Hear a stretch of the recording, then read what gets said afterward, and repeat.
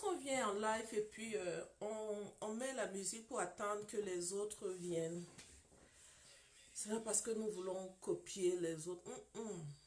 C'est parce que nous voulons avoir le calme. Le travail que nous faisons, c'est un travail qui est spirituel. N'oubliez pas.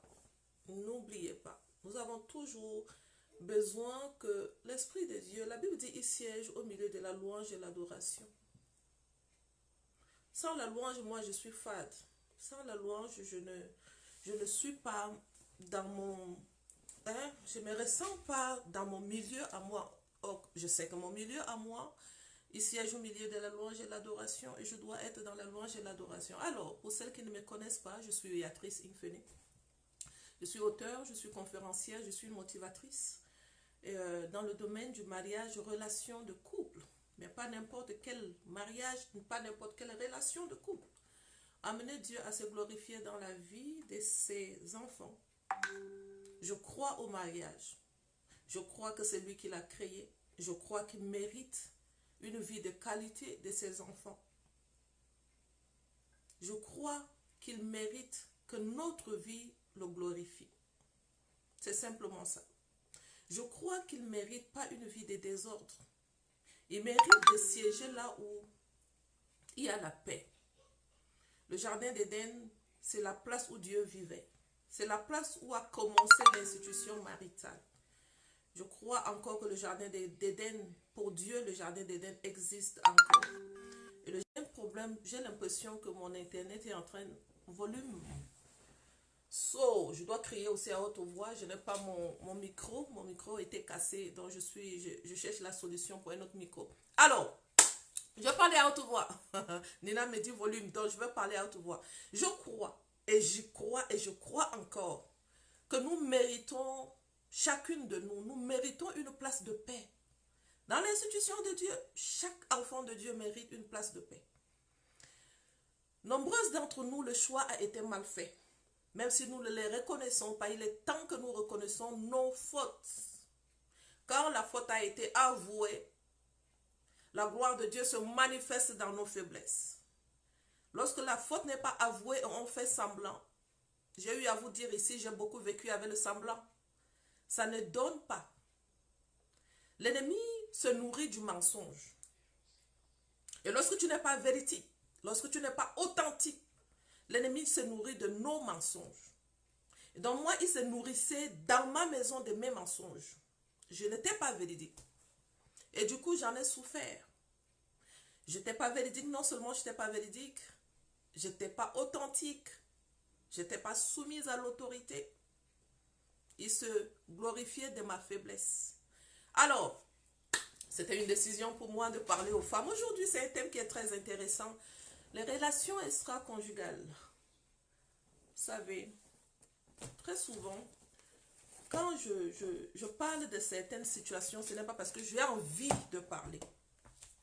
Dans la semaine, j'ai parlé avec mon assistante et je lui disais, je vais rester sur la femme sage. Je n'ai pas encore fini sur la femme sage. Non. Elle m'a posé la question, est-ce que tu as fini avec la femme sage? J'ai dit oui. Elle dit, est-ce que tu peux parler des enfants, les familles recomposées? Donc, l'homme vient avec ses enfants, la femme aussi vient avec ses enfants, ou bien c'est l'homme qui a eu des enfants avant de s'engager avec la femme, et donc la famille était recomposée. Il y a tellement de problèmes dans ces familles-là souvent. Nous rencontrons ce genre de situations. Est-ce qu'on peut en parler? J'ai dit oui. Mais hier, il y a une maman qui m'a envoyé un enseignement fait par la sœur de Tounassi, Fifi Tounassi. Fifi Tounassi, oui. Et quand j'ai suivi l'enseignement de Fifi Tounassi, je la suis beaucoup aussi parce qu'elle parle beaucoup dans le domaine du mariage et la suit. Quand j'ai suivi l'enseignement de Fifi Tounassi, lorsqu'elle elle racontait l'histoire d'une femme qui trompait son mari. Elle disait dans sa vidéo, le monsieur était en train de regarder la télé. La femme s'est levée avec son ordinateur, allée dans la chambre. Or, elle avait une relation extra-conjugale et elle répondait au monsieur. Le monsieur lui envoyait des messages, elle répondait et tout. Mais là, il y a son enfant qui a commencé sûrement à pleurer à côté. Et la femme se levait pour aller s'occuper de l'enfant. Au hasard, on dit un jour pour le voleur, ou bien 1000 jours pour le voleur, un jour pour le propriétaire. Mon internet est en train de déranger, hein, subitement. Alors, la femme, le monsieur rentre dans la chambre. Il voit l'ordinateur, il jette un coup d'œil sur l'ordinateur, il se rend compte que, s'il vous plaît, partagez le live. Il se rend compte que la femme était plutôt en train de causer avec un homme. Et la femme revient dans la chambre. Le monsieur se rend compte que sa femme cause avec un homme. La femme revient dans la chambre et dit, tu ne regardes pas le match, tu as fini de regarder le match. Il lui dit, oh, le match qui est intéressant, c'est le match que je suis en train de regarder. J'ai écouté ça attentivement. Ça m'a ramené dans plusieurs situations que j'ai vécues avec les femmes. Béatrice, je n'ai jamais dit ça à quelqu'un, mais je vis avec ça. Beaucoup de femmes vivent ça. Mais comme elles sont dérangées, elles ne savent même plus à qui se confier. Tente ouvrir ta bouche pour parler de ce genre de choses que tu as vécu avec ton ami. Ça va se retrouver sur la place publique. Et elles vivent avec cette situation, elles n'en parlent pas. Un jour, il y en a une qui m'a contactée pour un travail. On avait commencé à travailler. Elle me dit, mon deuxième enfant n'est pas le fils de mon mari. Aïe. Comment ça? Est-ce que le premier était le fils de ton mari? Oui, le premier est le fils de mon mari. Mais comment le deuxième n'est pas le fils de ton mari? Le deuxième n'est pas le fils de mon mari, maman Béatrice, parce que j'ai eu une période de faiblesse. Elle va m'ajouter, il y a toujours les justificatifs parce que les hommes aussi le font. Les femmes aussi le font. Mon mari avait commencé à me tromper. Je lui parlais et parlais et parlais encore. Il ne voulait pas m'écouter. On n'avait plus de relation ensemble. Donc il faut des justificatifs. On n'avait plus de relation ensemble. Et je suis partie avec un collègue de travail. Maman Béatrice, une seule fois, je suis tombée enceinte. Waouh! Ton mari est au courant? Non. L'enfant ressemble à ton mari? Il dit, bizarre, oui. Je dis, ok. Tu sais pourquoi l'enfant ressemble à ton mari? Parce que lorsque nous vivons ensemble pendant des années, on commence à se ressembler. Même les traits. Ton mari n'est pas au courant que c'est son enfant. Elle dit non. Comment tu vis ça? Une souffrance. Une souffrance. Je souffre. J'ai juste envie de mourir. J'ai juste envie de disparaître. Où est ma Bible? Tellement que je lis le proverbe 31. Jusqu'à le milieu du proverbe 31. Voici mon proverbe 31. Ma Bible a quitté. Oh. Mon proverbe 31 a quitté. À partir de 30, ça a quitté. Tellement que je lis ce livre chaque jour. 31, 11. Je pense que j'ai parlé de ça ici. Son mari a confiance en elle et il ne manquera pas de bien dans sa maison. Parle-moi quelle est la situation économique de ton époux. Catastrophique. Quelle est ta situation économique? Nous souffrons. Qu'est-ce que le proverbe 31 te dit? Son mari a confiance en elle et il ne manquera de rien dans sa maison. Ton mari te fait-il confiance? Quand tu le regardes, tu penses qu'il te fait confiance? Il dit, je doute. Oui. Parfois, quand il y a ce genre de situation, prends le temps de prier et de prier et de prier et de prier. Ah, mais pas n'importe quelle prière. La repentance. La Bible nous dit, je publierai un jeûne d'humiliation. Publie un jeûne d'humiliation. Repends-toi devant le Seigneur et parle-en à ton mari. Après, je suis restée, j'ai dit, ah, Béatrice, et si elle parle à son mari? Et si son mari, le cœur n'est pas préparé? Et si le mari décide, je ne peux plus continuer à vivre avec toi. J'ai dit, bon, si je n'accompagne pas la femme, c'est dans cette situation, et que la femme là revient me dit, le mariage est fini, j'aurai le remords. J'ai dit, moi-même, je t'accompagne dans le jeûne d'humiliation. Nous allons publier un jeûne d'humiliation, et je te cherche ça dans la parole de Dieu. Je ne fais pas mes choses au hasard. Quand tu ne connais pas l'ennemi, tu ne peux pas combattre avec l'ennemi. La Bible dit, la maison qui est divisée ne peut pas régner. Une maison qui est divisée, tu es dans le camp de l'ennemi, tu ne peux pas te lever contre l'ennemi. Tant que tu n'as pas dépouillé ses œuvres maléfiques, dès que tu dépouilles ses œuvres maléfiques, tu le domines. La Bible va nous dire ça. Je vais te lire ça tout de suite, attends.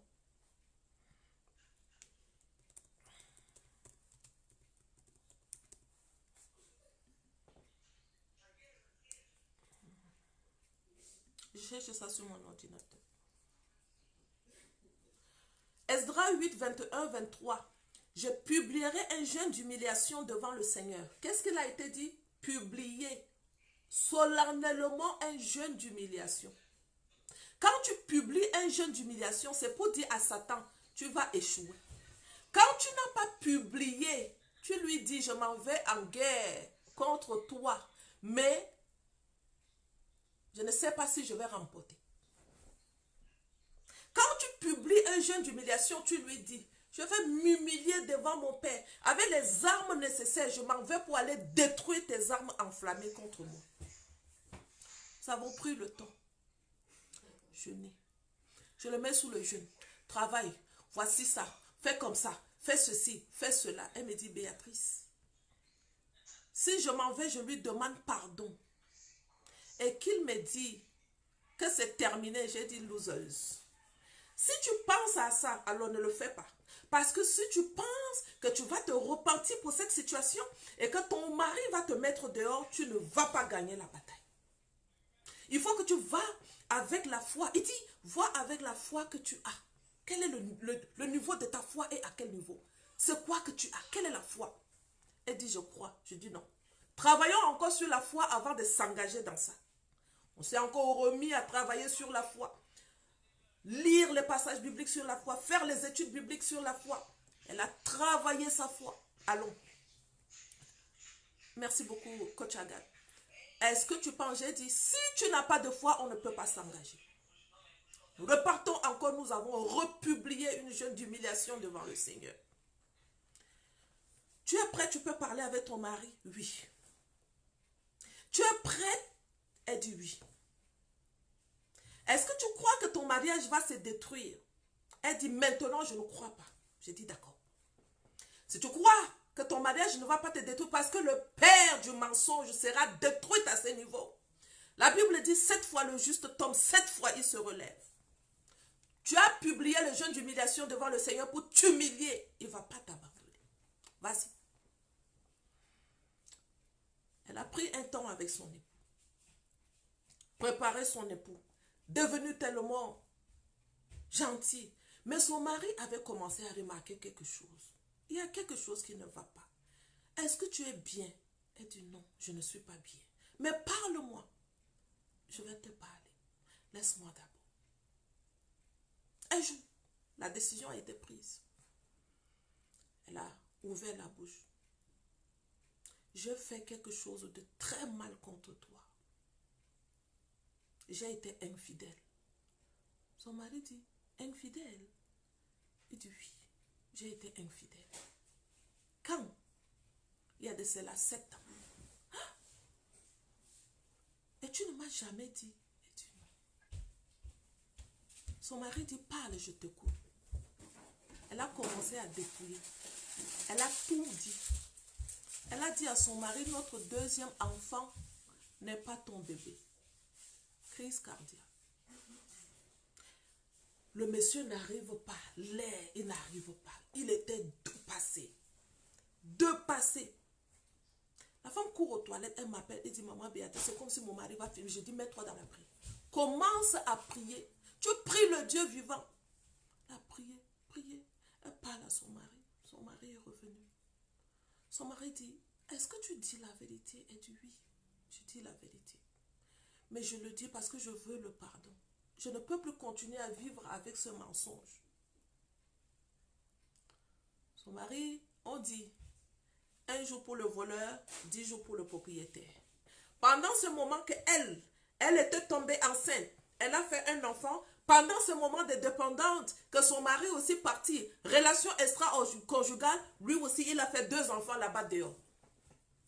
Ce n'est pas quelque chose que je suis en train de te raconter les mensonges. Lui avait 2 enfants dehors, la femme ne savait pas. Elle avait eu eux.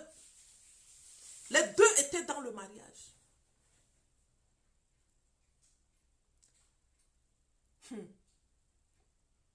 Elle dit, il m'a dit, ok. C'est Dieu qui a permis aujourd'hui que tu ouvres la bouche. Je suis en train de souffrir pareil comme toi. Mais je ne pouvais pas imaginer ça de toi.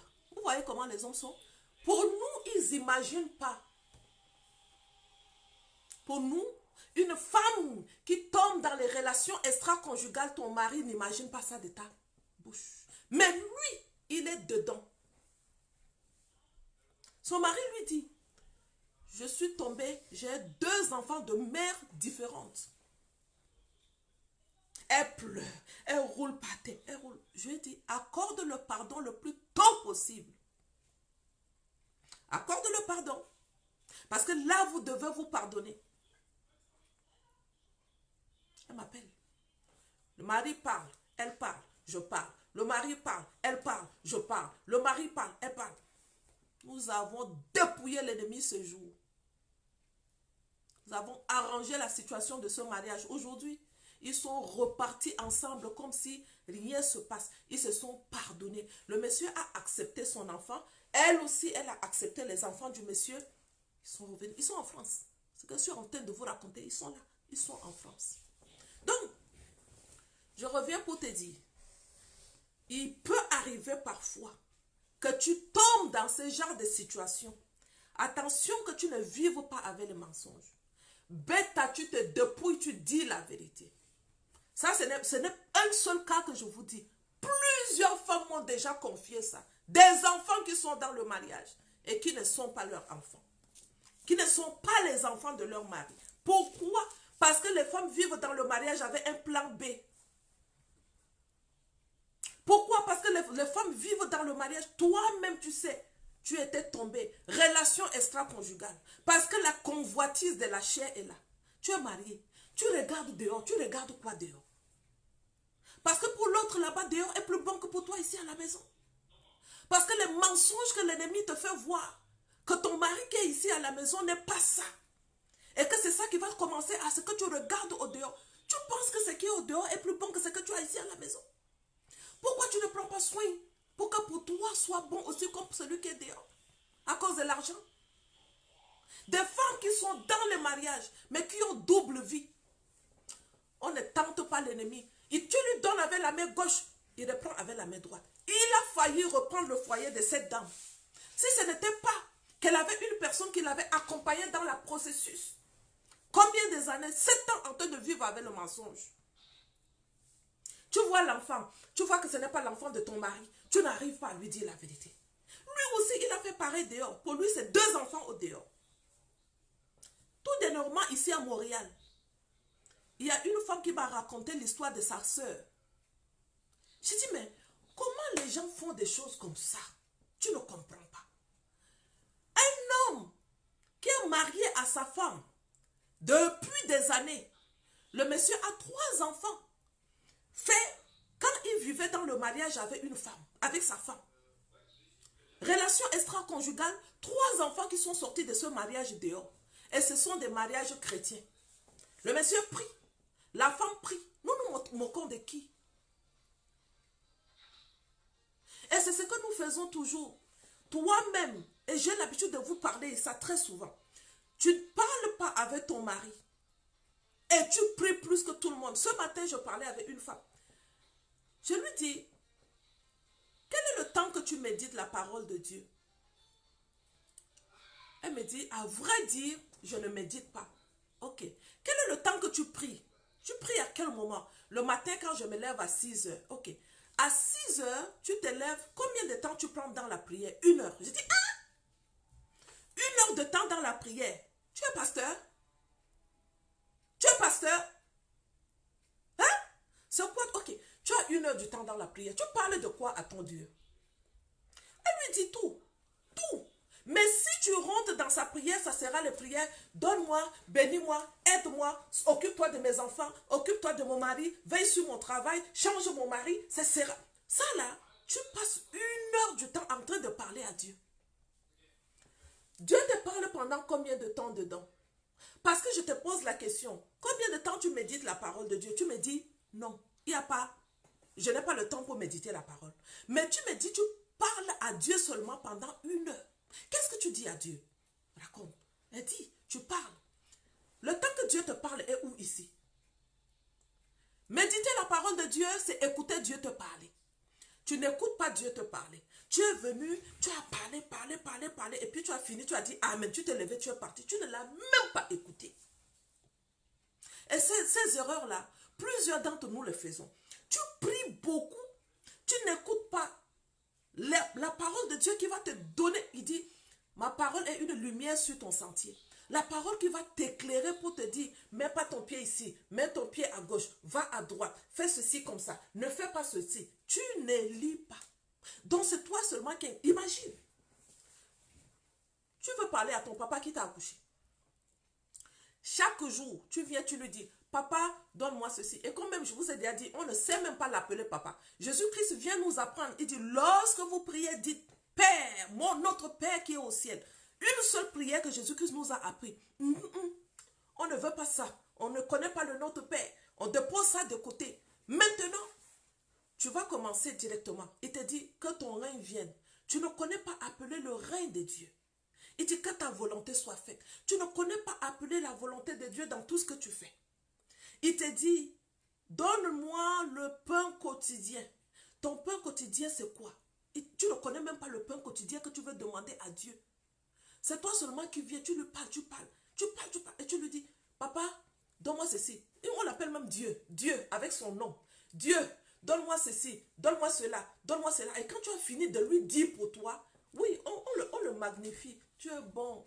Oh, tu es merveilleux. Seigneur, tu es ceci. Seigneur, tu es cela. Maintenant, le cœur disposé à appeler Seigneur. Cette femme-là, que je vous disais qu'elle était dans une relation extra-conjugale, qu'elle a eu un enfant dedans, elle me dit, maman Béatrice, je suis fatiguée. Je prie. Je dis, tu pries quel Dieu? Tu n'as pas dépouillé les œuvres de l'ennemi. Tu parles à quel Dieu? Il t'entend. Il dit, j'aime pas le péché. Maintenant, tu lui parles. Tu lui parles. Mais tu ne l'écoutes pas. Parce que tu ne médites pas la parole de Dieu pour que Dieu te dise, voici la stratégie que tu pouvais faire. Si on ne te dit pas, publie un jeûne d'humiliation. Tu ne sais même pas comment tu dois publier le jeûne d'humiliation. Or, le jeûne d'humiliation, quand tu le publies, tu détruis les armes de l'ennemi enflammées contre toi. Et tu attaques. Tu n'as pas publié le jeûne d'humiliation. Mais tu es là en train de marcher dans une maison et tu veux diviser cette maison en priant Dieu. Tu ne vas pas résister. Et tu vas encore retomber dans ce genre de choses. Tu vas trouver les amis qui vont commencer à te parler bien de leur mari. Toujours en train de mentir comme si leur mari est il est merveilleux. Oh, pour elle là, son mari c'est la lune. Tu vas tomber sur un homme qui va commencer à apprécier tes charmes. Oui, parce que les femmes sont belles. Créées avec la beauté pour être le bonheur de l'homme. Les femmes sont belles. Donc, tu vas trouver un homme qui va commencer à apprécier ta beauté. Tu oublies que tu es la gloire de l'homme que tu as épousé. Tu commences à prendre les traits enflammés de l'ennemi. Essaye de devenir la gloire d'un homme extra-conjugal. Tu as détruit ta maison. L'esprit de confusion que tu as amené dans la maison, c'est terminé. Gare à toi. Si tu parles seulement à Dieu et tu ne l'écoutes pas à travers la méditation de la parole, et c'est toi seulement qui lui parle. Tu ne l'entends même plus pour te dire, ma fille, attention, parce que là, sur le terrain que tu vis, tu es en train de vivre avec le mensonge. Tu as commis une relation extra-conjugale et tu vis. Ton mari sera honoré à la table des rois. Ton mari ne pourra jamais être honoré. Il va te dire, son mari est loué aux portes. Son mari est loué aux portes. Ton mari, lui, au lieu que ça, qu'il soit loué aux portes, il ne va que d'échec en échec. Pensez que c'est le problème de quelqu'un? Problème extra-conjugal. Pareil pour ton mari. Lui qui vit la relation extra-conjugale. C'est-à-dire qu'il prend avec cette main, ça repart de l'autre main. Tu vis une relation extra-conjugale dans ton mariage. Il n'y a pas une bénédiction. Maladie, confusion dans ta maison. C'est ça. Et nombreux de nos foyers sont comme ça. Tu sais que ton mari est en train de vivre une relation extra-conjugale. Mais tu rentres dans la colère. Tu penses que c'est dans la colère que tu vas remporter la femme étrangère? Tu sais que ton mari vit une relation d'infidélité extra-conjugale. Mais tu attrapes la femme étrangère dans ton cœur. Tu restes avec. Si tu étais une femme qui méditait la parole de Dieu va te parler du pardon. La parole de Dieu va te parler du pouvoir du pardon. Et si la parole de Dieu te parle du pouvoir du pardon, lorsque tu ne pardonnes pas à quelqu'un, le mal que tu fais, tu ne le fais pas à quelqu'un, tu le fais contre toi. La femme étrangère que tu as gardée dans ton cœur, parce que tu as décidé de dire à ton mari, je ne te pardonnerai pas. Et donc, erreur.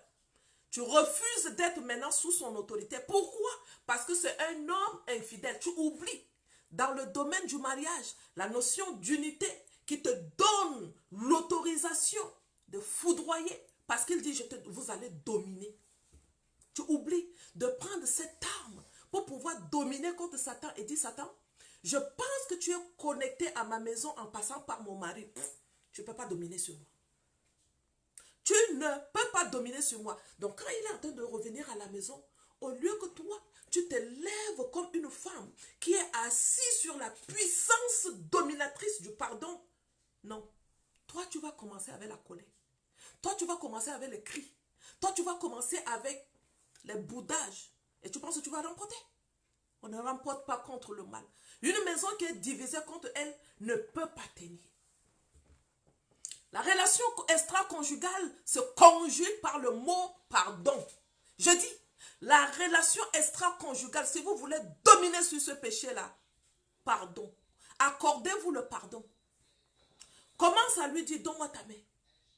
Cette situation doit s'arrêter. Cette situation doit s'arrêter. Et va avec la foi que tu as. Et là, ici, je parle aux femmes qui ont la puissance de la prière. Ce n'est pas donné à tout le monde. Je disais à la femme ce matin, je lui disais, écoute, quand je vous dis, lavez les pieds de vos maris, même s'il est vilain comme quoi, je continue par enseigner à une femme. Écoutez, je ne parle pas ici aux femmes qui sont falafala, les faux-folles.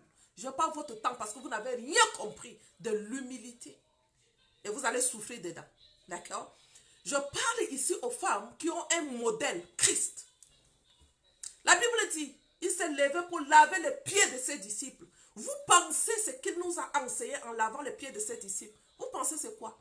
Il faisait ça, c'était pour détruire le pouvoir de l'orgueil, le pouvoir du péché, le pouvoir du manque d'humilité dans les disciples. Oui. Parce que lui, c'est le père de l'humilité. Il s'est dépouillé de sa gloire. Il s'est dépouillé de sa gloire. Un jour, il y a Caroline Cailly, qui est un membre fondatrice de Faiseurs d'Espoir. Elle était en train de nous exhorter et elle disait, Dieu a demandé aux anges d'aller sur la terre pour porter le fardeau. Ils ont dit non, on ne peut pas. Demandez aux 24 vieillards, allez-y pour porter le fardeau. Non, ils ont refusé. Qu'est-ce que Dieu a fait? Il a pris la chair. Il s'est transformé. Il est venu lui-même. Il s'est dépouillé de sa gloire. Il est venu sur la terre. Dieu lui-même. Il est venu sur la terre. Et c'est Dieu qui a lavé les pieds de ses disciples. Qui es-tu, femme, pour que tu ne puisses pas laver les pieds de ton mari? Tu ne peux pas laver les pieds de ton mari parce qu'il t'a trop fait du mal. Dieu lui-même a lavé les pieds de ses disciples. En lavant les pieds de ses disciples, qu'est-ce qu'il a fait? Il a détruit le pouvoir du manque d'humilité en eux. Quand tu prends les pieds de ton mari, et vous savez, j'ai même fait les serviettes pour ça. Typiquement mon mariage, mon jardin d'Éden. pour que les femmes que je les enseigne, vous avez le pouvoir. Vous avez le pouvoir. Utilisez vos pouvoirs pour tuer la force de la femme étrangère qui se lève contre le mariage. Et je lui ai dit, quand je te dis lave les pieds de ton époux, c'est pour détruire en lui les traits enflammés de l'ennemi. Christ nous a enseigné ça. Christ nous a enseigné cette humilité. Alors, pourquoi les pieds de Christ ont été percés? Les pieds de Christ ont été percés afin que nos pieds reçoivent la stabilité. Ton mari est un homme instable, toujours dehors, gauche à droite. Le lundi, c'est une autre femme. Mardi, c'est une autre femme étrangère. Le jeudi, c'est une autre femme étrangère. Toi, tu n'as rien compris. Tu restes dans le boudage international. Et tu boudes plus que tout le monde. Et c'est toi qui es la prieuse internationale. Tu pries quel Dieu? Parce que là, tu ne lui parles pas. Là, tu ne te soumets pas à ton autorité. Et quand je parle avec les hommes, les femmes, qui ont des hommes qui font ce genre de situation, Maman Béa, je ne peux pas. Comment tu me dis d'être soumise à un homme qui... Est-ce que Dieu me dit d'être soumise à un pécheur? Qui es-tu pour juger? Hein? Qui es-tu pour juger? Parce que toi, tu es une pharisienne et que tu te considères que moi, je ne suis pas pécheur, c'est mon mari qui est pécheur. Et tu juges. Vous êtes devenus une seule chair. La puissance de l'unité dans le mariage. Le pied de Christ a été cloué sur la croix de Golgotha afin que le pied de ton mari soit stable. C'est à toi de prendre ton pouvoir en main. Commencez à détruire l'instabilité dans les pieds de ton mari. Il est gauche à droite. Il est chez toutes les femmes étrangères. Pardon, partage encore le live avec tes amis. Instabilité dans tous les quartiers là. On le voit aujourd'hui, c'est avec Déborah.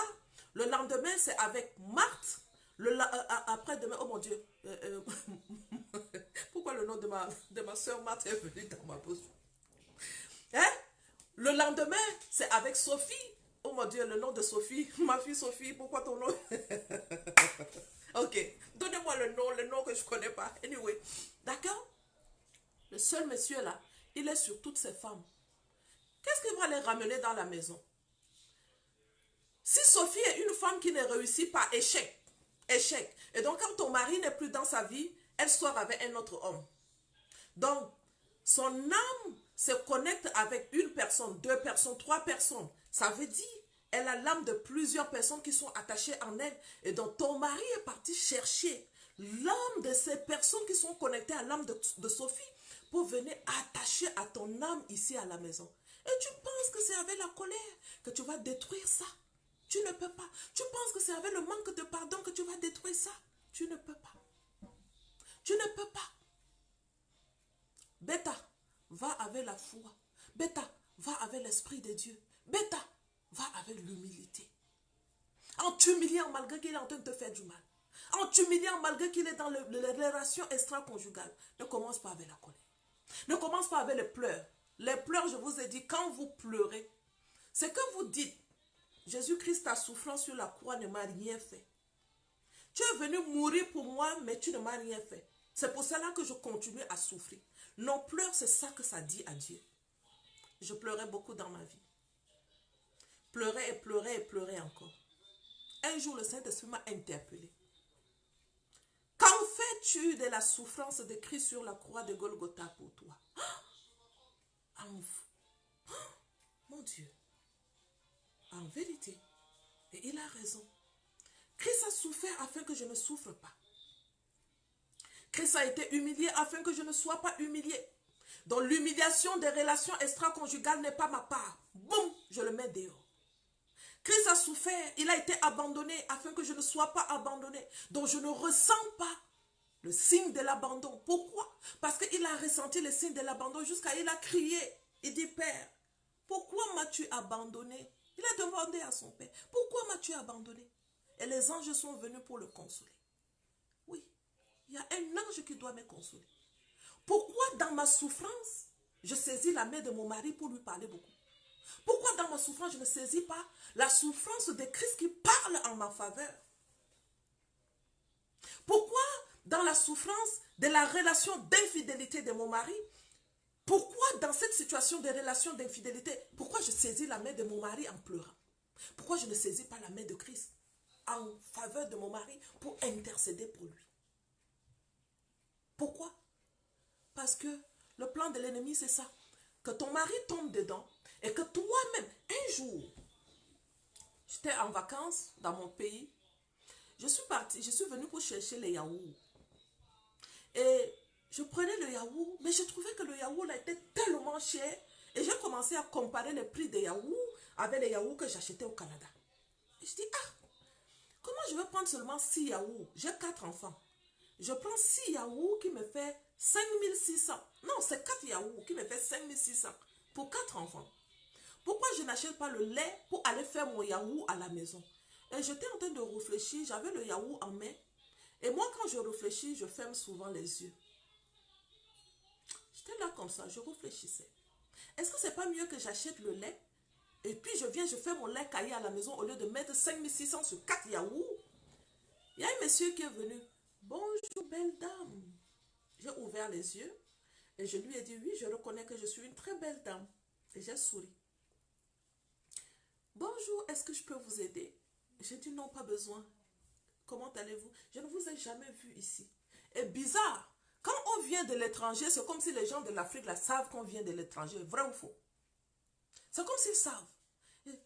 J'ai l'impression que vous n'êtes pas d'ici. J'ai dit pourquoi? Il dit, ça se voit que vous n'êtes pas d'ici. Ah, ok, d'accord. Merci beaucoup. Et je vais redéposer mon yaourt. Il m'a tendu sa carte de visite. Il me tend la carte de visite, pourquoi? Je ne sais pas. Je me suis retournée très vite pour dire, oh mon Dieu, est-ce que mon mari a vu ce qui se passait? J'ai vu que mon mari n'était pas à côté de moi. J'ai dit, monsieur, pourquoi vous me tendez votre carte de visite? Il dit, vous pouvez m'appeler. J'ai dit, je vous appelle pourquoi? Il dit que peut prendre un verre ensemble. J'ai dit, mais non, mon mari est là, à quelque part. Le monsieur qui me fait prendre le verre le plus merveilleux sur cette terre, il est là, dans ce bâtiment. Je ne prends pas une carte de visite d'un homme. Je pense que vous devez être un homme marié parce que là, vous n'êtes pas jeune. Lorsque je vous regarde comme ça, je vous donne dans presque 60 ans. Et dans presque 60 ans, je pense que vous devez être un père de famille. Et qu'est-ce que le père de famille fait derrière une femme? Et vous voyez que j'ai ma bague. Ça veut dire c'est une femme mariée. Et j'ai commencé à parler au monsieur. Avec beaucoup de respect, j'ai dit, ça veut dire je suis une femme mariée. Et lorsque je vous regarde, je vois un homme plus de 50 ans. Ça veut dire vous êtes un père de famille. Vous avez des enfants. Et si vos enfants faisaient ce que vous êtes en train de faire, ça sera normal. Et si on faisait ça à votre femme, il a voulu quitter. Je dis, monsieur, je n'ai pas encore fini parce que vous êtes un gentleman. Vous m'avez dit, je suis trop belle. Et je vous vois, vous êtes très beau. Je n'ai pas encore fini de vous parler. Il m'a dit, madame, ça suffit. Je dis, non, ça ne suffit pas. Vous avez cherché. Vous me donnez votre carte de visite, mais quand je vous regarde comme ça, je vois que ça, ce n'est pas un homme avec qui je peux prendre un verre. Vous ne ressemblez pas à cet homme. Respect pour les femmes mariées. Parce que vous avez vu ma bague. Il a quitté, il n'a pas parlé. Je fais exprès. Je suis partie. J'ai vu mon mari, j'ai dit, papa, il y avait un qui me draguait ici tout à l'heure. Il a dit, arrête de parler comme ça. J'ai dit, je te dis la vérité. Le voici là-bas. Elle dit, mais tu me dis ça pour que je fasse quoi? J'ai dit, mais je te dis, si tu es un homme fort, va lui dire que pourquoi tu as dragué ma femme. On a dit, on a quitté. Mais il y a beaucoup de femmes qui vivent ce genre de situation. Tu es une femme mariée, tu vas trouver les gens qui vont te draguer. Même tes collègues de travail vont te draguer. Et ils ne te draguent pas à cause de ta beauté. Ils te draguent à cause de ce qui est en toi.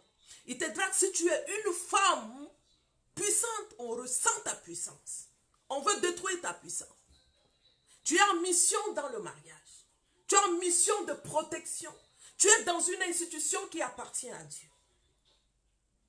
Et dans cette institution, les traits enflammés contre les femmes sont très puissantes. Tu ne peux pas jouer. Tu ne joues pas parce que il ne t'achète pas un cadeau. Mais apprends-lui à acheter un cadeau. Tu penses que c'est le cadeau qu'un autre homme va venir t'acheter qui pourra te rendre heureuse? Si le cadeau de ton mari ne te rend pas heureux, ce n'est pas le cadeau d'un autre homme qui va te rendre heureux. Ça va te rendre heureux pour un laps de temps. Mais combien de temps? En faisant ce genre de choses, tu détruis toute la puissance que Dieu t'a donnée. Lorsqu'il te dit le cœur de son mari lui fait confiance et il ne manquera de rien dans la maison. Nous sommes la source de problèmes et de souffrances de notre vie. Manque de sagesse. Manque de sagesse. Pourquoi?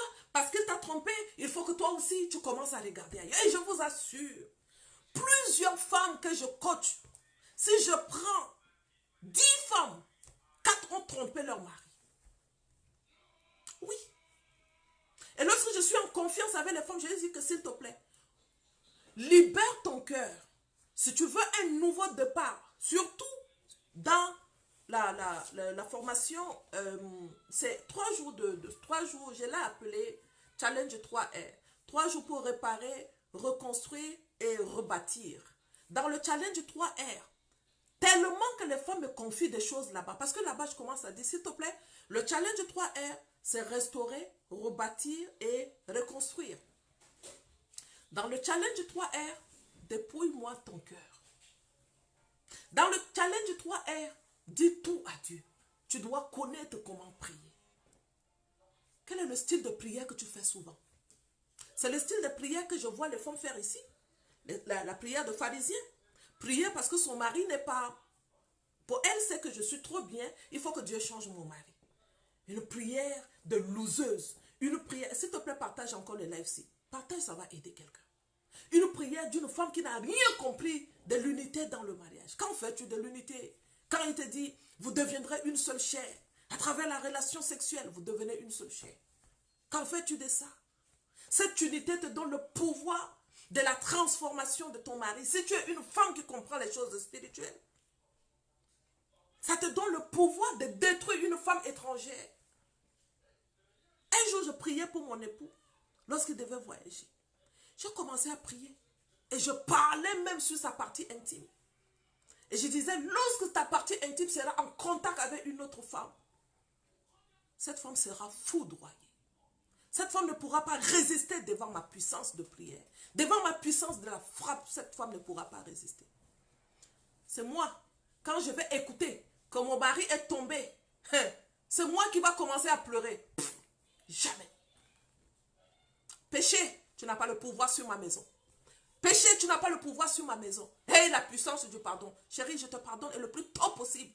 Lèvons-nous et avançons parce que ce n'est pas encore fini. Nous n'avons pas encore fini de remporter la victoire. Alors ce n'est pas ici que je vais lâcher pour dire que je ne peux pas pardonner et je pleure. Quel pleur même? Le pleur de crocodile. Le pleur qui va t'amener toi aussi à aller tomber parce que l'ennemi est dangereux. Commençons par ton mari. Si tu ne tiens pas très fort, un jour tu risques de tomber dans une relation extra-conjugale. Les hommes, les femmes qui ont épousé celles qui croient réellement en Dieu, c'est-à-dire qu'ils ont peur de la crainte des femmes. Ils ont peur plutôt des femmes qui craignent le Seigneur. Comment tu peux transformer un homme qui tombe dans le péché et tu vas demander sa transformation quand toi-même tu ne sais pas que tu es sa gloire et lorsque tu vas lui accorder le pardon, tu as la puissance d'amener Dieu à intervenir rapidement. Non, tu veux faire ta justice toi-même. Il y en a qui prennent le téléphone pour appeler la femme étrangère dehors, pour commencer par lui parler. Tu parles avec Satan. Tu parles avec Satan. Il y a une au Cameroun en ce moment, je ne sais pas si tu es en train de me suivre. M'appelle, commence à pleurer comme d'habitude. Tu pleures quoi? Mon mari a une femme au dehors. Combien d'années? Combien de mois? Combien de jours? Ça fait longtemps. Combien de temps? Ou c'est 5 ans, je pense. Elle a 2 enfants dans cette relation. Et tu pleures pourquoi? Si tu pleurais parce que Dieu t'a lâché, j'allais dire allons-y chercher la face de Dieu rapidement. Tu pleures parce que l'homme t'a trompé. Aïe. Les hommes là sont devenus tellement pour vous, t'as dit que c'est votre souffle de vie.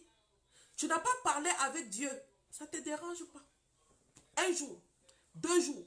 Mais tu n'as pas parlé avec l'homme pour 1 jour. Tu te mets à pleurer. Parler avec Dieu va t'amener à aller détruire la puissance de la femme. Mais maintenant, quel est ton cœur devant le Seigneur qui va t'amener à parler avec Dieu afin qu'il puisse t'exaucer? Le cœur qui n'arrive pas à pardonner la femme étrangère. Le cœur qui n'arrive pas à pardonner ton mari. C'est dans ça que tu pourras remporter la victoire. Tu ne peux pas remporter la victoire. Il va falloir que tu travailles sur toi, maman. Il va falloir que tu reprennes ta maison. Qu'est-ce que tu ne faisais pas à ton époux avant? Oui. Et là, je reviens toujours pour dire, vous n'êtes pas esclave des hommes. Qu'on arrête de vous enseigner que non, il faut vous faire comme ça pour charmer l'homme. Dieu ne vous a pas créé avec les charmes naturels. Il y en a qui commencent à décaper leur peau, la peau parce qu'ils doivent charmer les hommes. Quelle honte pour notre Créateur. Quelle honte. Décaper la peau parce que je dois charmer l'homme. Décaper la peau parce que je dois charmer l'homme. S'habiller comme si tu étais une prostituée parce que tu dois charmer l'homme. Il y en a qui sont devenus des spécialistes pour détruire les maisons des autres. C'est très bien que c'est un homme qui est marié. Mais tu as une relation extra-conjugale. Toi-même, tu sais que tu es la femme de quelqu'un. Mais tu as une relation, tu entretiens une relation avec un homme marié. Et là, sa femme s'en fout. Relation extra-conjugale. Et là, son mari, on s'en fout. Et quand on se retrouve, on va commencer à se raconter ce que son mari... Non, parce que mon mari ne me fait pas ceci, c'est pour ça que je suis avec toi. Feu sur toi. Devil. Lucifer. Non, parce que mon mari ne me fait pas ceci, c'est pour ça que je suis avec toi. Lui aussi, non, parce que ma femme ne me fait pas ceci, c'est pour ça que je suis avec toi. Honte. Quelle honte. Nous sommes responsables du mal dans le monde aujourd'hui. Femme mariée, j'ai honte. Homme marié, j'ai honte. Parce que ce sont les hommes mariés même qui sont spécialistes d'avoir encore des copines dehors. Copines.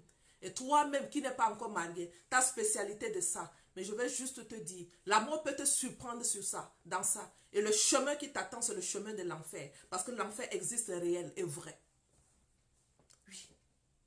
L'enfer existe réel et vrai. Il y en a qui ne décollent pas dans la vie. Tu poses la personne trouve un boulot, tu commences à travailler, puis ça ne marche pas. Tu commences à faire un business, puis ça ne marche pas. Tu commences dans une relation après 6 mois, quelqu'un t'abandonne. Tu ne te poses même pas la question, qu'est-ce qui ne va pas? Contact avec combien des hommes à la fois? Des relations avec un homme, toi-même tu sais que cet homme-là, avant de venir vers moi, t'as dit que Satan a réussi à détruire les enfants de Dieu avec la sexualité. Il a complètement détruit. Il a volé ça de Dieu. Il a su que c'est ça qui détruit. Hein? Il a su que c'est ça qui détruit. Les femmes n'arrivent plus à prospérer. Pourquoi? Parce que l'âme n'est plus prospère. L'âme est connectée avec 10 personnes. On va arriver. Tu es là comme ça, ton mari est dehors là-bas. 1, 2, 3, 4, 5 femmes. Il ramasse les déchets sataniques des 5 femmes. Puis, il vient te redonner ça. Parce que quand il vient, il rentre en toi. Il rentre en toi. Et toi, tu ne comprends pas les enjeux spirituels. Et tu prends ça, tu commences à bouder avec. Tu commences à refuser de le pardonner. Mon ami, tu es en guerre. Les relations extra-conjugales finissent les femmes qui sont dans le mariage. Ça tue ta bénédiction. Salut Michel. Ça tue ta bénédiction. Ça empêche ton âme de prospérer. Il y en a qui ne sont pas encore mariés. Toi-même, tu sais que tu n'es pas encore marié. Mais tu es dans une relation qui n'est pas bénissante. Tu commences ici, ça ne fonctionne pas. Tu commences là. Mais spirituellement, tu es en contact avec combien des âmes qui sont infectées? Combien des âmes infectées? Nous parlons beaucoup de liens d'âme. Les filles, arrêtez-vous de lier les liens d'âme. Rassemblez vos âmes fragmentées.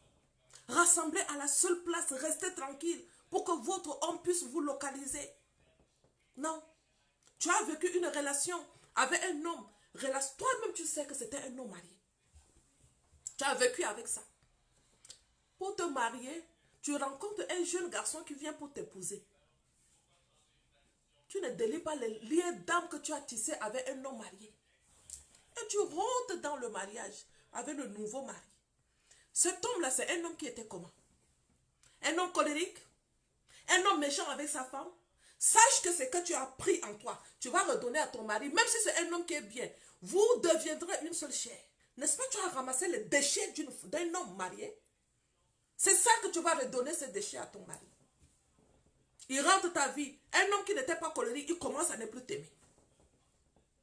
Un homme qui n'avait pas de problème, vous commencez à vivre des problèmes. Toi-même, tu as ramassé le déchet d'un homme qui avait une femme. Et comme c'est un homme infidèle, il a aussi donné ça à sa femme. Il a aussi ramené ça ici chez toi. Et puis, on se retrouve dans une chaîne infernale. Un cercle vicieux. Oui.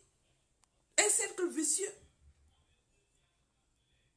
Tu as une relation sexuelle en rentrant dans le mal. Je vous dis, s'il vous plaît, publiez le jeûne d'humiliation devant le Seigneur. Dites aux pasteurs qui vont vous unir, dites-leur la vérité. Pourquoi on ne dit pas la vérité? Pourquoi nous rentrons dans le mariage avec tous ces déchets, tous ces mensonges? Nous peignons, c'est nous qui remboursons le mal. Oui, tu vas rembourser le mal. Tu rentres dans le mariage avec ça. N'est-ce pas, l'homme était un homme infidèle. C'était un homme marié infidèle. Tu as pris ça de lui. Tu es rentré dans le mariage. Tu as connecté son déchet à ton mari. Tu vas rembourser ça. Ton mari sera un homme infidèle aussi. Oui. Regarde ta vie, observe ta vie. Délie ta vie de tout le mal que tu as eu à faire à quelqu'un. Oui. Parce que vous devenez une seule chair. Oui. Tu as couché avec le mari de quelqu'un. Hein? Tu as pris le lien d'âme de mari de quelqu'un. L'homme qui va t'épouser va commencer à te tromper aussi. Après, je vous ai raconté ça ici au début. Qu'est-ce que la femme a fait? Tomber enceinte, un enfant. Son mari aussi. Mais son mari, c'était deux. Et si, et elle me pose la question, si je n'avais pas dit, je n'allais jamais être au courant qu'elle a deux enfants dehors. Oui. Oui. Quand Dieu s'élève dans ta vie pour restaurer, il utilise les stratégies pour aider. Parce que c'est un Dieu qui nous aime. C'est un Dieu qui ne regarde pas à nos faiblesses. Il dit 7 fois le juste tombe, 7 fois il se repent. Pourquoi? Parce que si vous dites que vous n'êtes pas de pécheur, vous faites de Dieu un menteur. Il suffit que tu t'humilies. Il suffit que tu lui dises, je fais quelque chose qui n'était pas bon. Pardonne-moi. J'ai fait. Je sais que j'ai mal fait. Pardonne-moi. Il accorde le pardon. Et il dit, va et ne pêche plus. Il dit que les gens qui n'ont... La personne qui n'a jamais péché jette la première pierre. Non, tout le monde est parti. Il dit, femme, lève-toi. Le Dieu de deuxième chance, il te dit, va, mais ne fais plus. Mais quand on te dit, va, ne fais plus, tu ne fais plus. Tu ne fais plus. Mais quand tu pars et tu répètes encore, tu as couché avec un homme. Tu savais que c'est un homme marié. N'est-ce pas? Tu veux rentrer dans le mariage. Le pasteur, il n'a pas eu la présence. Parce que c'est que je suis en train de vous dire même. Même les pasteurs qui ont proposé aux femmes, pendant les prières. Attends, je reviens pour t'expliquer ça. Je finis. Tu savais que tu avais une relation extra-conjugale avec un homme marié. Tu veux rentrer dans le mariage. Tu sais que la Bible dit, Dieu les bénit. Et il dit, multipliez-vous. Relation sexuelle dans le mariage, ça va commencer. Et il dit, l'homme quittera son père et sa mère, ils s'attacheront et ils deviendront comment? Une seule chair. Tout le mal que tu as fait, tu ramènes ici. Donc, lui aussi, il a fait pour toi, pour lui. Il ramène. Donc, la puissance de multiplication commence. On va commencer à multiplier tout le mal qu'on a fait. Ça commence dans le mariage. On commence à ressentir ça dans le mariage. Il a fini avec tous les hommes. Il a couché avec 5-6 hommes. Il a ramené les déchets, les démons de 6 hommes dans le mariage. Lui aussi, de son côté, il a couché avec 7 femmes. Pour les hommes, alors on n'arrive même plus à compter le nombre de femmes qui couchent avec. Lui aussi, il ramasse pour lui. Boum, il s'en va, il vient, il dépose. Maintenant, ici, on a l'âme de 15 personnes rassemblées parce que pour lui, c'est 10 femmes. Et pour toi, c'est 5 hommes. Donc, écoutez très bien ce que je vous dis, ce n'est pas de l'amusement. Même comme vous me voyez, j'ai ri, mais ce n'est pas de l'amusement. Il a amené l'âme fragmentée de 10 hommes. Toi, tu as amené l'âme fragmentée de 5 hommes, de 10 femmes, et toi 5. Ça fait 5 âmes ici. Les démons de 5 personnes vont venir se retrouver dans le mariage. Donc, on était dehors, on faisait le rapport sexuel. Ça réjouissait le cœur de Satan. Il est content parce que votre rapport sexuel en dehors du mariage, c'est pour lui, ça réjouit son cœur. Ça, ce n'est pas pour l'institution du mariage. Ce n'est vraiment pas pour l'instituteur du mariage. Rapport sexuel au mariage. Maintenant, on est rentré dans l'institution et on a même menti au pasteur. On ne lui a pas dit la vérité pour qu'il fasse la prière de déliement des liens d'âme. On est rentré avec ça dans le mariage. 15 démons. La Bible dit, quand il sort, il s'en va chercher 7. 15 démons se sont retrouvés. La bagarre dans le mariage commence. Oui. Tu es sûr que tu peux te battre avec 15 démons dans le mariage? Tu es sûr? En allant avec la colère. En allant déjà dès le début du mariage, aller raconter ça à ta mère. Raconter ça aux amis. Raconter ça aux témoins du mariage. Sans comprendre les enjeux spirituels. Il fait quelle heure? Ok, j'ai encore quelques minutes. Sans comprendre les démons des enjeux spirituels. Et donc on a affaire à 15 personnes ici dans le mariage. On a affaire à 15 âmes fragmentées. On a affaire à 15 démons du mariage. Les léviathans. Ah, maman, je ne comprends pas. Mon mari m'a fait ceci. Mon mari m'a fait cela. Je te répète encore, ce n'est pas ton mari. Il a ramassé tous ces démons. Satan a décidé que vous n'allez pas vivre ce mariage réussi. Oui. Les enjeux spirituels de la sexualité débiée, ce n'est pas de l'amusement. Satan a dit, vous étiez en train de faire le rapport sexuel, ça réjouissait mon cœur ici. Vous avez décidé que vous allez aller devant Dieu pour que Dieu bénisse vos mariages. Ok, d'accord. Je vais vous montrer qui je suis. Yeah. Le plus gros souci, c'est à ce niveau. Avant de rentrer là-bas, dis la vérité. Qu'est-ce que tu as fait? Tu as couché avec deux. Dis à ton pasteur. Papa, j'ai eu ça. Ne cache pas. Tu caches, c'est toi qui vas rembourser. Ne cache pas. Retire-toi même avec lui. Dans un coin privé. Dis-lui, je me repens devant Dieu. Je n'ai jamais dit ça à mon mari, mais je me repens. Coco, je sais que tu as eu de rapports sexuels avant moi. Chérie, dis au pasteur de prier, de rassembler tes âmes fragmentées, afin que nous n'osons pas à combattre avec les démons du mariage. Moi, je n'ai pas la force de faire ça. Pardon. On prie. On délie ça. Non. Je n'ai jamais eu. J'ai eu un garçon. J'ai couché avec un homme dans ma vie. Ah oui. Hein? Vas-y. C'est pas grave. Lui aussi. Ah, mais on m'a dit que tu avais des copines. Ah non, ça c'était avant. Vous prospérez comme prospère l'état de votre âme. Votre mariage prospère comme l'état de vos âmes deux. L'onction de la multiplication dans le mariage, on multiplie tout. Multipliez-vous et remplissez la terre. Que nous venons pour multiplier les bienfaits de l'Éternel. On ne vient pas dans le mariage pour multiplier le mal. Tu viens dans le mariage pour multiplier le mal, oh, ça va t'atteindre. Parce que l'onction de la multiplication se voit dans tout. Deux personnes qui s'aiment, dans le mariage, on se déteste. Deux personnes qui s'aiment, dans le mariage, on se déteste. On se déteste pourquoi? Nous sommes des ennemis. On ne s'est pas aimé tout de suite là. On s'est aimé, non? Qu'est-ce qui se passait? Comme on vous enseigne ici dehors que non, fais-toi belle, charmer les hommes. Ah non, une femme là doit se faire belle pour charmer. Continuez. Le Dieu de vérité est venu pour libérer. Il n'est pas venu pour mettre sous l'onction de l'esclavagisme. Il n'est pas venu pour nous mettre sous l'onction de l'esclavagisme. Si tu veux marcher avec lui, marche dans la vérité. Là où tu as failli, repens-toi. Et tout de suite, je vous disais, malheureusement, il y a les loups qui sont rentrés dans l'enclos. Et ces loups font des choses terribles, dirons-le, des choses terribles. Il y en a une qui m'a dit, j'avais un problème avec mon mari. Je contactais le pasteur, mais pas de mon église. Je parlais à une amie qui m'a conseillé son pasteur. Et je commençais à prier avec son pasteur. On priait chaque samedi. Un jour, le pasteur a commencé à parler de ma beauté. Je trouvais que c'était quand même bizarre, mais je n'ai pas arrêté d'aller le voir pour la prière. A continué à prier et on était devenus trop proches. Et je suis tombée avec lui. Ah! Tu es tombée avec le pasteur? Oui. Et ça, j'en trouve plusieurs. Ce n'est pas seulement une. C'est pour ça, quand je parle des pasteurs, j'ai dit leur âme fragile, leur terrain, c'est les femmes. Leur faiblesse, c'est les femmes et l'argent. Oui.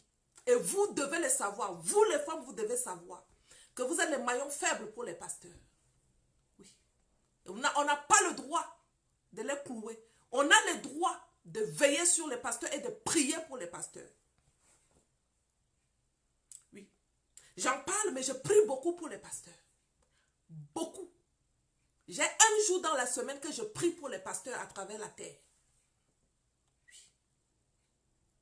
C'est qui est venu mettre le numéro comme c'est les... Je ne peux témoigner sans voir la réalité. Voici son numéro. Roland le benguiste King a feu sur toi. Le feu du Saint-Esprit va te brûler. Promenez-vous pour mettre ce genre de choses. Toi, tu ne peux pas témoigner et ta vie est sur les réseaux sociaux. Pourquoi tu ne t'en vas pas pour aller faire un travail? N'importe quoi, imbécile. C'est vous. Les envoyer chez les marabouts. Regarde-moi ça. Roland le benguiste. Je m'en vais et je te bloque. Je ne te vois plus sur ma page encore. Viens mettre vos conneries que vous mettez partout. Tu ne veux pas témoigner. Va témoigner l'œuvre de Satan. Mais tu ne témoignes pas ça sur mon live. Je te dis ça. N'importe quoi. Je continue. Et je prie que tu rencontres Jésus sur la route de Damas. Je prie que tu donnes ta vie à Jésus. Au lieu d'aller chez les marabouts et aller mettre vos conneries partout. Je ne peux pas témoigner. Vas-y témoigner ton enfer. Que Dieu te bénisse. Donc je reviens. Et donc je viens. L'ignorance nous tue, mais ce n'est pas évident, sincèrement. Autant mourir célibataire dans la sanctification. Tu ne mourras pas célibataire. Cancelle-moi cette parole. Vite. Dieu t'a pas créé pour que tu meurs célibataire, s'il te plaît. Je dis ton nom. Debbie. Ok. Mais Debbie, je te connais très bien, ma fille. Non, non, sincèrement, autant mourir célibataire dans la sanctification. Non, non, non. Oui, je sais que tu vis la sanctification, mais continue, mais tu ne mourras pas célibataire. Peut-être que je n'ai pas bien compris ta parole, mais la grâce t'accompagne. Tout ira bien. Il suffit seulement de dépouiller les œuvres du ténèbre, d'accord? Il suffit de dépouiller ça, de dépouiller complètement, de dire ce qu'il fait. Il faut le mettre au grand jour. Il faut dépouiller Satan. Il faut dépouiller Satan. Je te comprends, ma fille, ça fatigue beaucoup. Alors, finalement, la femme a commencé avec le pasteur et c'était devenu autre chose. Est-ce que ton mari était au courant? Non. Tu ne lui as jamais dit? Non. Entre-temps, quand elle m'avait parlé de ça, je n'étais pas encore si puissante aussi pour pouvoir supporter et aider cette femme dans la prière, les jeûnes. J'avais aussi mon problème à moi qui me fatiguait. Mais je savais qu'il fallait qu'elle dépouille l'ennemi en disant la vérité à son mari. Mais on ne va pas comme ça pour aller dépouiller ça comme ça à ton mari. Non. En voulant dépouiller ça comme ça à ton mari, tu peux détruire le mariage. Il faut une stratégie. Il faut une stratégie. Que tu t'as dit que tu te libères devant le Seigneur. Tu demandes pardon et tu demandes au Saint-Esprit de te dévancer pour préparer d'abord ton mari. Si tu n'as pas, je veux directement dire Amen, Amen, Amen, Amen. Si tu n'as pas commencé à envoyer le Saint-Esprit aller parler au cœur de ton mari, tu ne peux pas dépouiller ça devant lui comme ça pour lui dire que j'ai eu une relation extra-conjugale. Fin du mariage. Ah oui, eux, ils ne supportent pas que la femme vienne lui dire j'ai eu une relation extra-conjugale. Mais eux, ils en ont. Ils en ont. Ils en ont gauche à droite. Il a une relation extra-conjugale, mais on va dire aux femmes de supporter. Mais c'est injuste. Pourquoi lui, il a des relations extra-conjugales et tout le monde est d'accord? C'est pas bien. Je ne dirai jamais aux femmes, s'il vous plaît, parce que vos maris sont en train de faire des choses comme ça, vous aussi, vous le faites. Jamais, tu ne peux pas le faire. Mais ma fille, il faut que tu te prépares dans la prière. Il y a la puissance de l'onction divine qui doit rester en toi pour pouvoir tuer les traits enflammés de l'ennemi. Tu vois que c'est un homme qui est infidèle. Il faut que toi, tu t'asseyes pour pouvoir briser ce que lui, il est en train de faire. Ça ne peut pas aller avec la colère. Avec la colère, ça ne marchera pas. Ça ne marchera pas. Et cette femme, jusqu'aujourd'hui, son mari n'est pas au courant qu'elle a eu une relation extra-conjugale avec qui? Le pasteur. Et avec le pasteur, je n'en parle plus. Tellement. Il y en a même celles-là qui ont été payées pour aller faire tomber le pasteur. Oui. Les femmes qui m'ont confié ça, c'était les gens de l'église qui m'ont payé pour faire tomber le pasteur. Et donc j'ai imaginé que j'avais un problème avec mon mari. Est-ce que tu avais le problème avec ton mari vrai? Non, maman Béa. Parce que j'ai été payée pour faire tomber le pasteur. Aïe! Devil. Et tu l'as fait. Oui. Aujourd'hui, j'ai le remords. Je veux dépouiller ça à mon mari. Je ne peux pas si je dépouille. J'ai dit, mais mieux que tu te dépouilles pour que le mariage là même finisse. Mais si tu vas avec la foi, en te dépouillant, en demandant pardon, ton mariage ne pourra pas finir. Mais ça, c'est dangereux. Tous les combats que tu... Et elle a tellement de combats dans son mariage. Ce combat, tu l'avais avant? Non. Je rencontre des choses terribles. Je vous dis terribles. Je reste avec ça, j'avale. J'avale. Parfois, j'ai mal, je pleure. Je pleure pour la vie des femmes. Je pleure. Je rencontre des choses terribles. Terribles. Si vous m'entendez parler, des relations extra-conjugales pour faire mal au pasteur.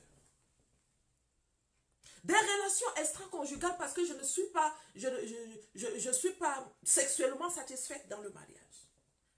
Des relations conjugales pour faire mal à son mari parce que son mari l'a trompé. Des nombres de ça, je n'en compte plus. On va arriver. Pourquoi on fait ça? Quand tu es dans le mariage et que tu sais que ton mari a eu des relations extra-conjugales, ça t'a fait mal. Rappelle-toi de tout le mal qu'on a fait à Jésus-Christ. On l'a humilié, on l'a injurié, on l'a rejeté, on l'a abandonné. Il a subi l'injustice, 5 blessures de l'âme. Pour moi. Et ça me donne le pouvoir de dominer sur le mal. Toutes les blessures de Christ me donnent le pouvoir de dominer sur le mal. Rappelle-toi et va en guerre pour détruire la charge de la femme étrangère dans ton mari. Ça ne se détruit pas avec la colère. Ça se détruit dans l'humilité. Ça se détruit dans l'humilité.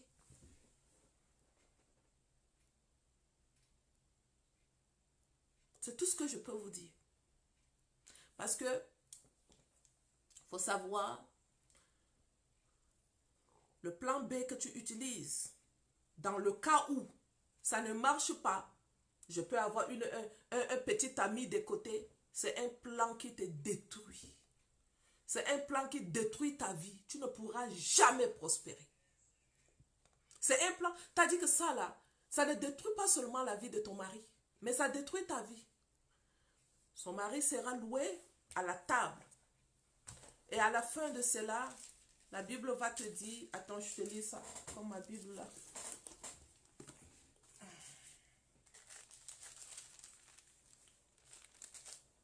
C'est où?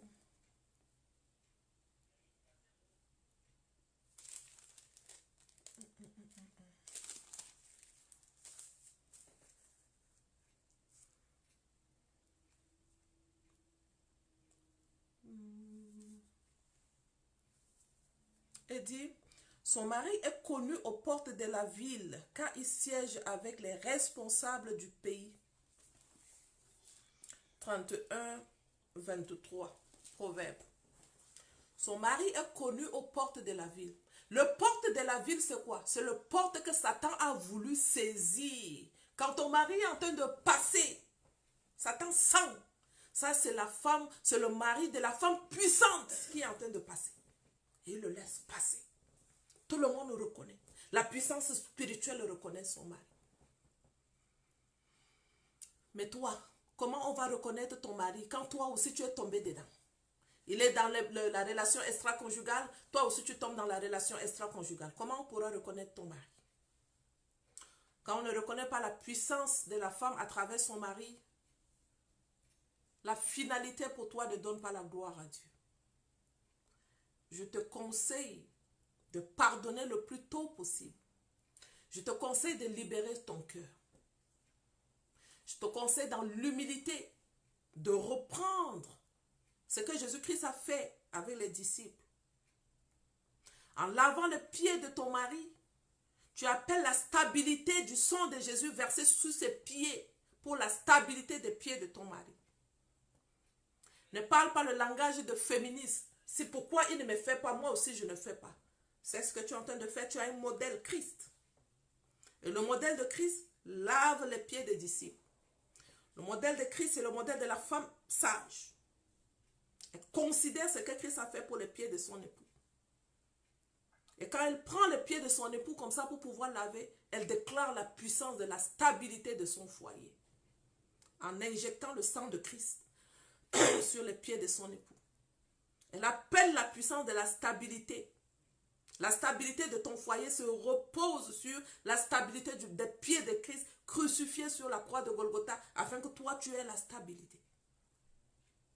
Oui. Que ce soit la stabilité de ton foyer, que ce soit la stabilité de tes affaires, que ce soit la stabilité des enfants. Christ nous a montré la puissance des pieds. La puissance de laver les pieds des disciples. La puissance de la crucifixion de ses propres pieds. Oui, il y a une puissance dans ça. Humilité. Ce n'est pas avec la guerre que tu vas remporter. Humilité. Il y aura des amis qui vont venir te conseiller. Pourquoi tu fais ça? Il t'a fait trop du mal. Dis, Christ, on a fait ça. Giflé. Les disciples ont pris une lance, appelons-le comme ça, piou, cassé pour couper l'oreille. Il a dit, non, je ne fonctionne pas comme ça. Je ne fonctionne pas comme ça. Il a repris l'oreille, il a déposé, il a mis la main, alors qu'on est en train de le frapper, alors que c'est les mêmes personnes qui venaient de le rejeter, alors que c'est les mêmes personnes qui venaient de l'abandonner, de l'injurier. Il subit l'humilité. Il a pris l'oreille, il a dit, Père, je t'en prie, restaure cette oreille maintenant. Et l'oreille s'est repris. Et c'est comme ça, la femme étrangère, tu vois, il rentre dans ton foyer. Tu commences en même temps à appeler la puissance du pardon sur elle. En lui disant, je pense que tu ne fais pas ce que tu es en train de faire. Je pense que tu es en train d'attaquer le royaume des cieux. Je pense que tu es en train d'attaquer le foyer d'une femme. Pas une femme qui va te manquer ou qui va t'injurier, mais une femme qui va te montrer l'amour. Une femme qui va te montrer l'amour. Une femme qui va te dire qu'est-ce qui se passe avec toi. Pourquoi tu couches avec mon mari? C'est mon mari, tu ne dois pas coucher avec. Viens, donne-moi ta main, je prie pour que Dieu te donne ton mari à toi. Ah non, fais sur toi, hein? Couteau, je vais te tuer. Je vais te tuer. Courir derrière la femme étrangère. Non. Si tu fais ça avec la femme étrangère, tu risques de tomber dans le piège. Tu risques de tomber dans une relation extra-conjugale. Parce que si tu es belle, il y aura les hommes qui vont marcher derrière toi. Et puis un jour, tu n'as plus tes armes à toi. D'accord? Tu n'as plus tes armes de protection parce que tu refuses de pardonner. Tu ne parles même pas à ton mari. Tu ne veux pas lui parler. Tu es aussi comme ça parce qu'il t'a trompé. Il est dans une relation extra-conjugale. Tu commences aussi à marcher comme ça. Un jour, Satan va mettre un homme de Dieu même devant toi pour te dire, il va prier avec toi. Tu risques de tomber. Il faut te protéger. Satan va mettre les collègues du travail. Tu viens au travail, tu es comme ça. Sophie, ma fille Sophie, c'est quoi avec ton nom aujourd'hui? Sophie, pourquoi tu es comme ça aujourd'hui?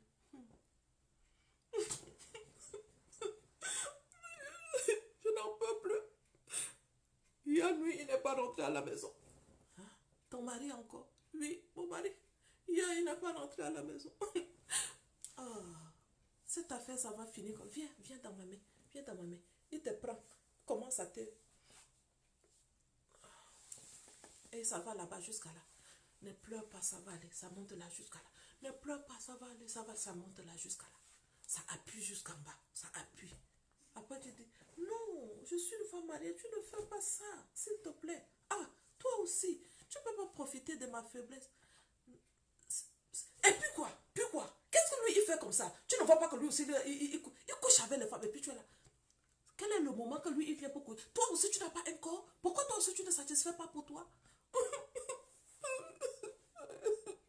Non, ça va, viens. Il te prend. Tu tombes dedans. Tu tombes dedans. La femme étrangère, On ne joue pas avec la femme étrangère. Sa puissance est la puissance de Lucifer. Ça détruit le mariage. Yeah. Sa puissance détruit le mariage. Salut Christelle. Sa puissance détruit le mariage. La femme étrangère, je sens que mon mari est avec toi. Hey, je te vois, je dis, donne-moi ta main. Que Dieu te bénisse. Comment vas-tu? Hein? Coco, tu continues à coucher avec mon mari? Hey, il faut laisser. Il faut arrêter. D'accord? Je prie que Dieu te donne ton mari. Tu sais quoi? Le mariage est une bénédiction pour toutes les femmes. Tout ce que je peux faire pour toi, c'est continuer à prier pour toi. D'accord? Que Dieu te protège. Que Dieu te protège. Je passe. Là, il va venir trouver ton mari. J'ai trouvé ta femme aujourd'hui. Pardon. Prends tes choses, tes clics et claques, et puis laisse-moi, parce que la femme que j'ai vue là, ça c'est dangereux. Lâche. Je ne te pardonnerai pas. Je ne vais jamais te pardonner. Tu m'as trompé avec une femme. Ça, c'est quoi ça? Ça, c'est pas une femme qui est classe. Va prendre le téléphone. Allô? Sophie? C'est vous, Sophie? Oui, c'est moi.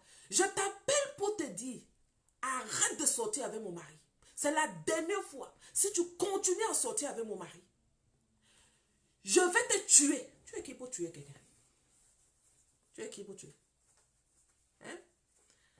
Quand elle raccroche, elle dit, hey, regarde-moi ça. Une femme, elle ne sait même pas garder son mari à la maison. Quand le mari là vient ici chez moi, je lui fais ça, je lui fais ceci, je lui fais. Et c'est sa femme qui prend le téléphone pour m'appeler. Elle est qui? Elle est qui? David, ta femme m'a appelé. C'est la dernière fois que tu ne fais pas attention et puis tu laisses mon numéro et ta femme m'appelle. Si ta femme m'appelle encore, si tu viens ici, je coupe ton bangala.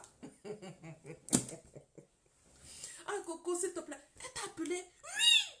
Elle se prend pour qui pour t'appeler? Le gars commence à gronder sur toi-même. Il vient à la maison. Hein? Il ouvre la porte. Bon. Toi, c'est toi qui as appelé. Pourquoi tu l'as appelé? On te frappe. On te frappe. Cogne, on te cogne. Hey, hey, je ne suis pas dans ça. Tu es parti. C'est moi qui va te coque. Je te coupe bien. Je te coupe jusqu'à toi-même. Tu vas dire, la femme a pris ma mère, elle a prié pour moi. C'est que je dois chercher à faire si je veux parler avec la femme étrangère. D'ailleurs, je bénis le Seigneur, mon mari n'est pas dans ça. Le gars n'est pas dans ça. Je peux me tenir sur les réseaux sociaux et déclarer mon mari n'est pas comme ça. Mon mari, ce n'est pas un homme à femme. Je peux le dire et je vais le redire. C'est une grâce que j'ai obtenue de Dieu. Cette grâce, beaucoup de femmes ont, nos d'autres n'en ont pas. Satan, je n'ai pas peur de toi et je le redis. Good. Alors, si ça arrivait, la chose que je dois chercher à faire, connaître sa maison. Si je connais sa maison, je conduis ma voiture, je viens, je gare. Peut-être qu'elle ne me connaît pas. Je descends de ma voiture, c'est-à-dire je me fais tellement belle ce jour. Je descends de ma voiture sur mon 34 avec une lunette noire, je mets. Je viens et j'ai connu déjà son nom.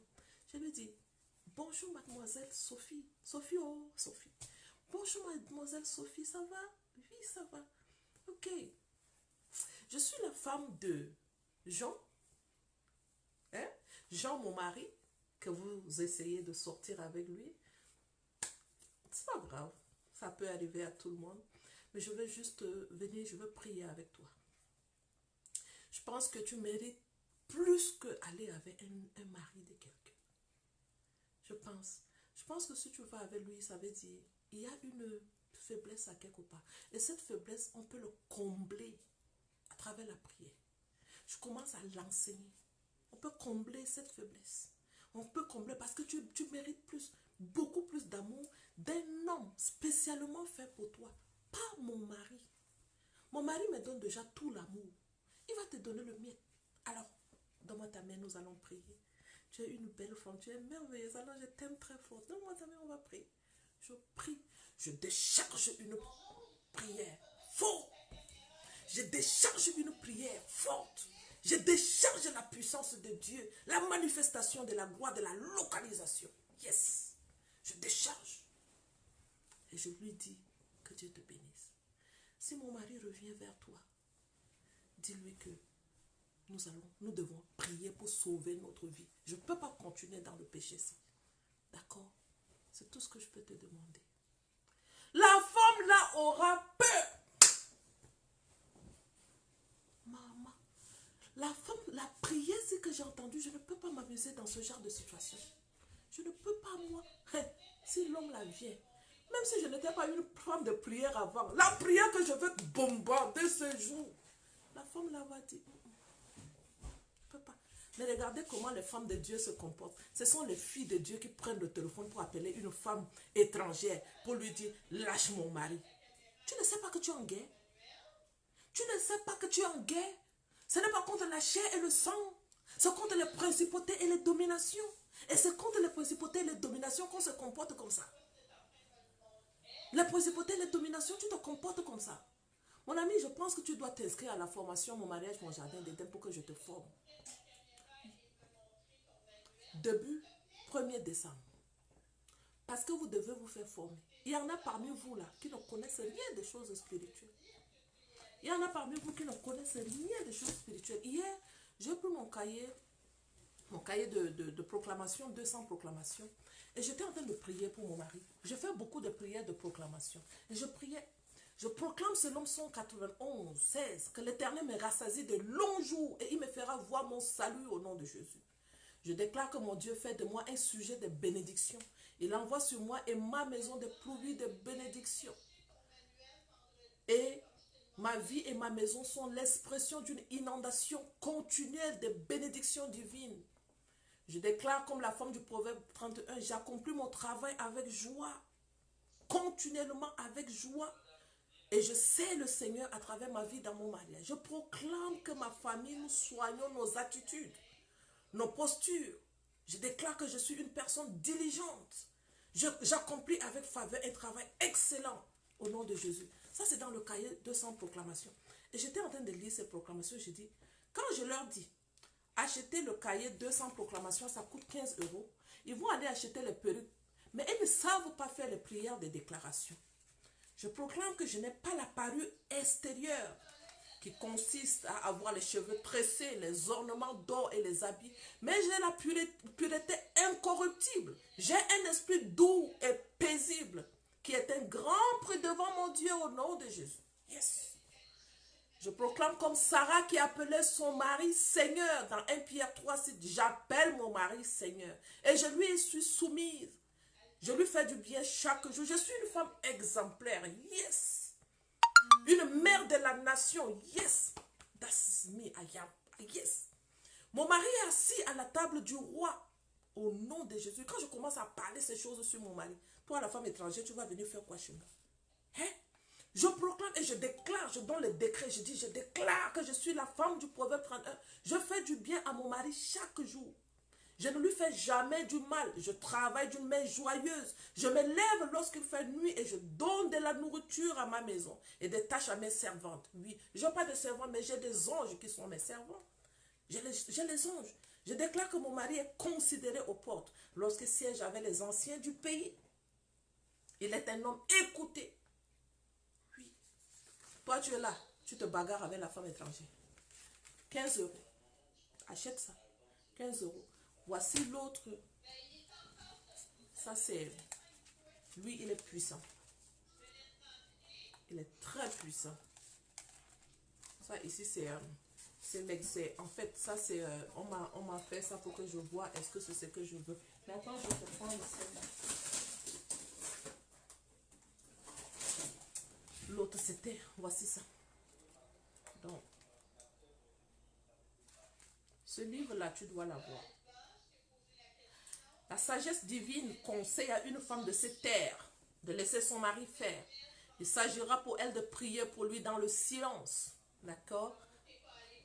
C'est qui m'envoie un message?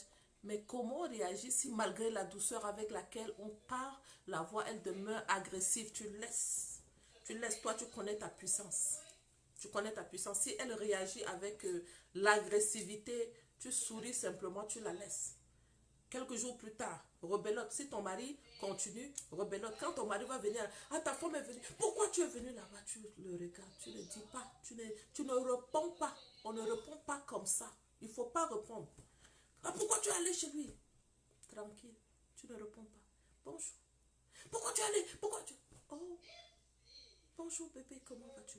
Tu as dit qu'il faut l'ignorer. Il revient dessus, tu fais comme si tu n'as pas entendu.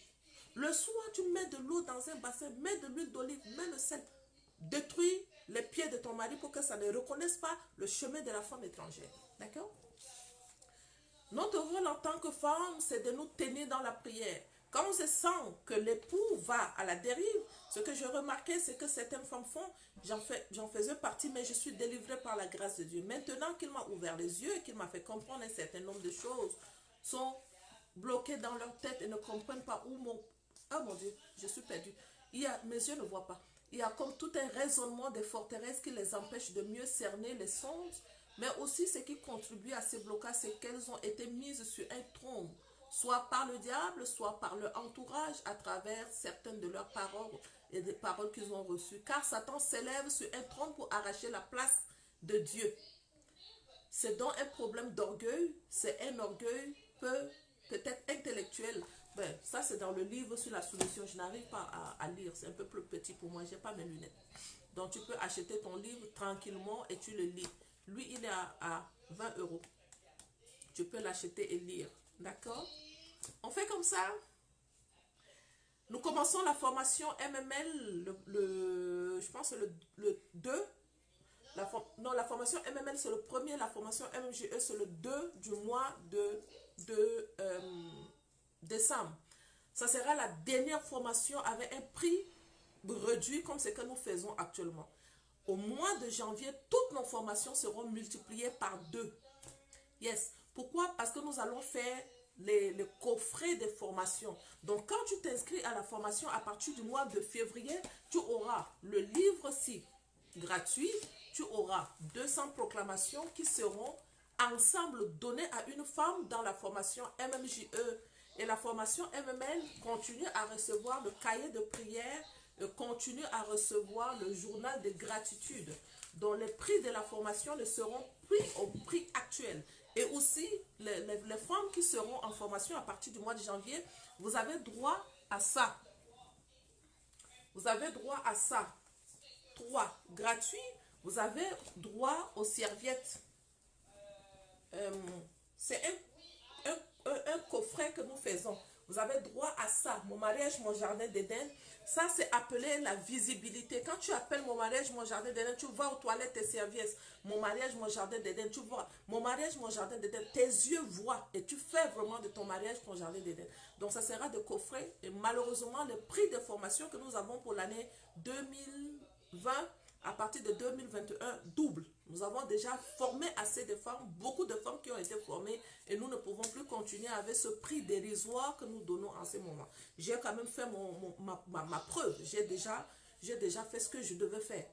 Enseigner beaucoup, conseiller beaucoup, former beaucoup. J'ai déjà formé plus de 3000 femmes. Donc pour le moment, l'excellence. Je m'en vais vers l'excellence. Et donc, les femmes, je vise la présidence. Oui, je vise les femmes de la présidence.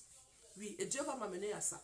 Donc, s'il vous plaît, les prix de formation ne seront plus les prix de formation que vous voyez maintenant. Il n'y en aura plus. Nous avons tout amélioré, nous avons tout changé, tout. Et si vous voulez encore vous inscrire au prix moins cher, c'est le mois de décembre. Janvier, il n'y en aura plus. Terminé.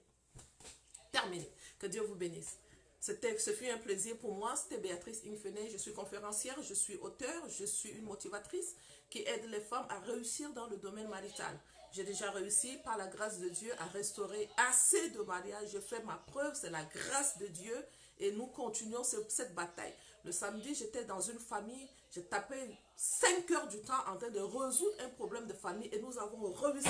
Cette famille, ils ne vont plus jamais divorcer, c'est terminé, il n'y aura plus de mot de divorce. Ils ont pris la décision de repartir sceller leur union dans le Seigneur et pour moi, ça c'est une bataille face à face avec l'homme pendant 5 heures en train de résoudre le problème.